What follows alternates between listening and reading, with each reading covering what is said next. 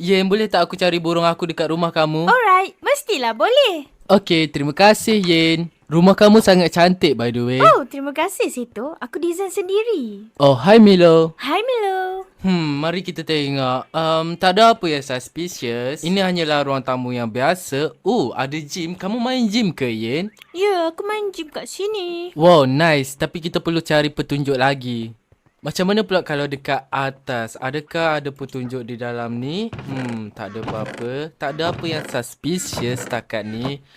Mungkin dekat sini. Ataupun dekat sini.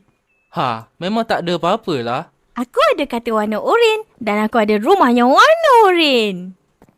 Kat mana lagi aku perlu cari ya? Kejap. Bukankah anjing suka makan burung? Hey, Milo takkan buat benda macam tu lah. Jangan fikir benda pelik-pelik. Ya ke? Kamu tahu ke? Ya, mestilah. Sebab dia anjing yang baik. Dia takkan buat macam tu.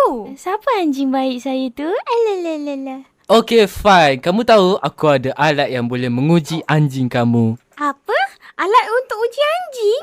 Ya, kamu kena ikut aku dan kamu akan lihat nanti. Tak apa. Okey, fine. Aku akan ikut. Aku akan buktikan dia tak salah. Okay, mari ke sini tapi kamu harus tunggu di luar. Okey Seto. Apa-apa je lah. Okay, jadilah kucing dan anjing yang baik kat luar tu ya. Alright, aku harap Yen tak nampak aku. Kerana sebenarnya aku ada bilik rahsia di dalam TV ini. Boom! Dan dalam chest ni ada remote control. Alright, dah ambil. Mari kita cepat-cepat keluar.